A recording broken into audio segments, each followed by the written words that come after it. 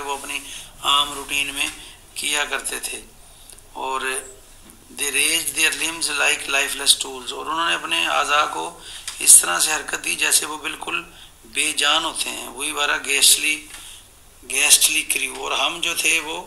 एक इस तरह के क्रू थे जैसे कोई जिन भूत या कोई इस तरह की मखलूक़ात होती हैं उनकी तरह हम बिहेव कर रहे थे। फिर कहते हैं the body of my brother son stood by me knee to knee, the body and I pulled at one rope but he said nought to me. यहाँ पे वो कह रहा है कि मेरे भाई का जो बेटा था उसकी जो बॉडी थी, डेड बॉडी, वो मेरे साथ खड़ी हुई नी टू नी, और मेरे बिल्कुल साथ बराबर। और द बॉडी, वो जब डेड बॉडी थी, एंड आई, और मैंने एक ही रस्सी को खींचा, but he said nought to me, और उसने कुछ भी मुझे ना बोला। अगले स्टैंजा में कहता है जी I fear thee ancient mariner, यानी यहाँ पे फिर वो वेडिंग गेस्ट जो है वो कह रहा है कि मैं तुमसे खौफजदा हूँ, मुझे तुमसे डर लगता है, ए पुराने सेलर, पुराने मल्लाह, बी काम। फिर वो कहता है कि पुरसकून हो जाओ तुम, ए शादी के मेहमान। वाज नॉट दो souls that fled in pen, ये वो रूहें नहीं थी जो दर्द के टाइम पर गई थी। Which to their corses came again, ये उनके अंदर जो दोबारा आई थी। But a troop of spirit blessed, ये बड़ी बड़ी मुबारक रूहें थी, बड़े एक ऐसी जो है वो रूहों का ग्रुप था जो मुबारक और मुकद्दस थी, नरम थी, अच्छी थी। अगली जनाब हमारा है, कहता है 350 नंबर से लेकर 353 तक line,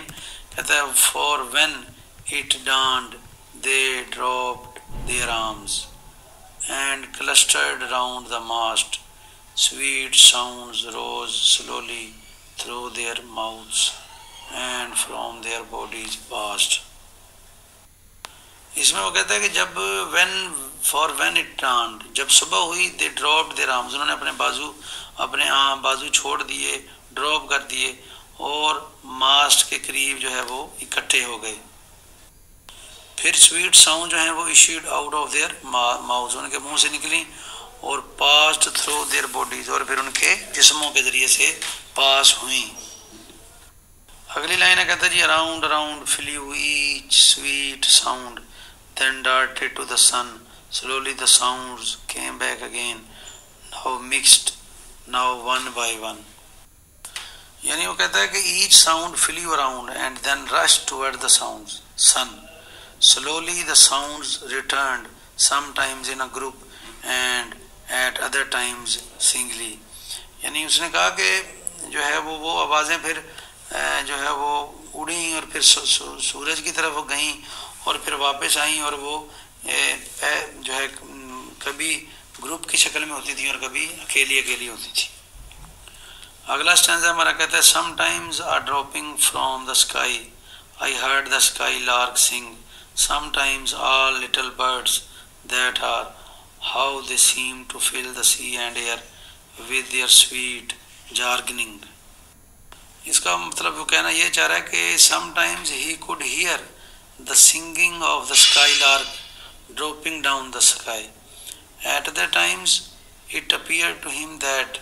all the sweet birds of the earth filled the sea and the earth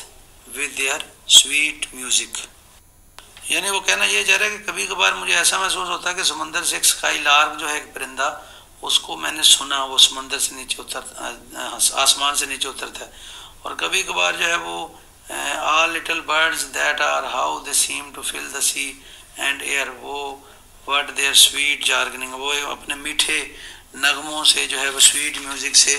उन्होंने आसमान और समंदर को अपनी मीठी आवाज़ से भर दिया था। आगे कहता है and now was like all instruments, now like a lonely flute, and now it is an angel's song that makes the heavens be mute. वो यहाँ पे ये कहना चाह रहा है कि जो परिंदों की और स्काई लार्क की जो एक स्वीट जार्गनिंग थी जो पिछले स्टैंजा में डिस्कस हुई, वो कहता है कि वो आवाज़ें ऐसी थी कि हाँ, एंड नाउ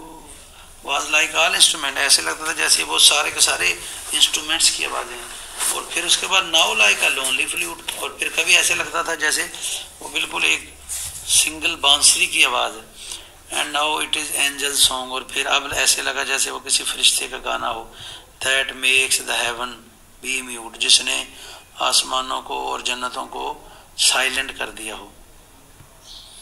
अगला स्टैंजा चलते हैं जी। कहता है it ceased yet still the sails made on a pleasant noise till noon, a noise like of a hidden brook in the leafy month of June, that to the sleeping woods all night singeth a quiet tune. फिर क्या हुआ? It ceased, the music stopped, yet still the sails made on, but the sails of the ship went on making a pleasant sound, a pleasant noise till noon, और वो जो आवाज़ थी वो till नून तक आती रही। a noise like a hidden brook, और वो आवाज़ this sound appeared like that made by brook as it flows hidden under leaves in the month of June। वो आवाज़ ऐसी थी जैसे कोई हिडन ब्रुक हो और वो उस लीफी मंथ ऑफ जून के जो है वो उसके नीचे वो हरकत कर रहा हो। That to the sleeping woods all night singeth a quiet tune, और this sound appeared like that made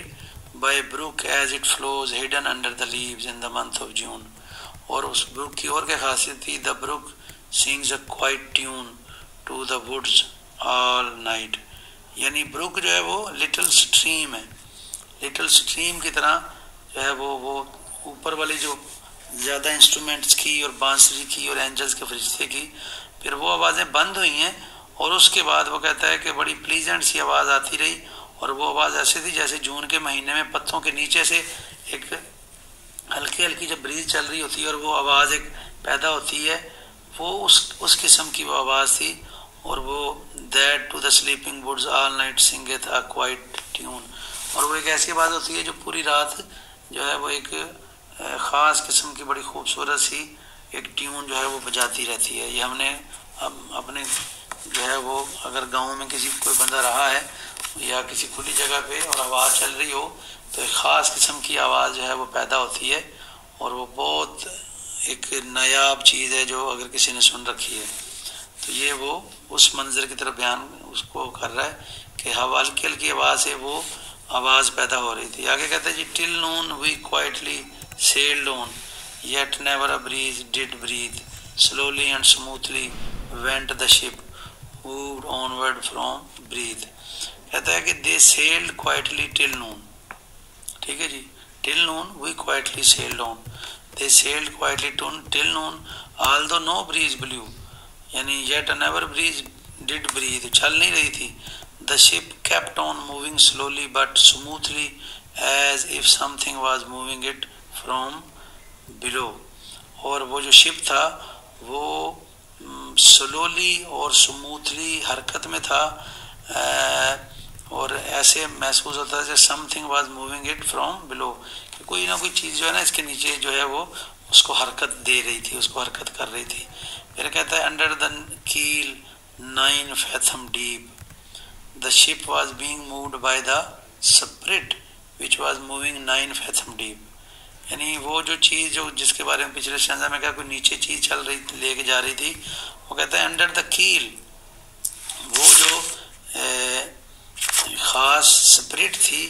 वो उसको 9 फैथम डीप, फैथम जो है गहराई का पैमाना है, यूनिट है, तो वो उसको कहता है कि 9 फैथम डीप से कोई रूह जो थी स्पिरिट थी वो उसको लेकर जा रही थी from the land of mist and snow, mist और स्नो की ज़मीन से। The spirit slid and it was he that made the ship to go, the sails at noon left off their tune and the ship stood still also. तो यहाँ पे वो क्या कहना चाह रहा है कि वो जो है मूविंग कर रहे थे और स्पिरिट उनको लेकर चल रही थी, और 9 फैथम डीप से लेकर चल रही थी अंडर द सी से, और the same that had followed the ship from the land of mist and snow. और ये